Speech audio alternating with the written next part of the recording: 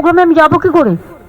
এবার আপনারা আমাকে বলুন, এটা যদি ইম্পার্শিয়াল প্রোগ্রাম হতো আমি নিশ্চয়ই যেতাম। মমতা বন্দ্যোপাধ্যায় এলেন না।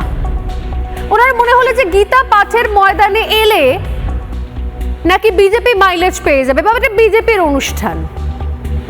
আমি জানি না মমতা বন্দ্যোপাধ্যায় বিজেপির অনুষ্ঠান বলতে কি বলতে চাইছেন। একজন বিজেপি নেতাকেও মঞ্চের ওপর দেখতে পাওয়া যায়নি। গীতা পাঠের অনুষ্ঠান থেকে গীতার 3টে খণ্ড ছাড়া, অধ্যায় ছাড়া কেউ বলেননি যে সামনের আসন্ন বিধানসভা নির্বাচনে তমুক নেতাকে পদ্মফুল চিহ্নে ভোট দিয়ে জয়ী করুন। তাহলে বিজেপি অনুষ্ঠান কি করে হলো? তাহলে কি মাননীয় বলছেন যে গীতা পাঠ মানে বিজেপি? আমি জানি না। মমতা বন্দ্যোপাধ্যায় যে মন্তব্য করলেন, তারপর সত্যি সত্যি অনেকগুলো প্রশ্নের সম্মুখীন হতে হবে তাকে, নিঃসন্দেহে।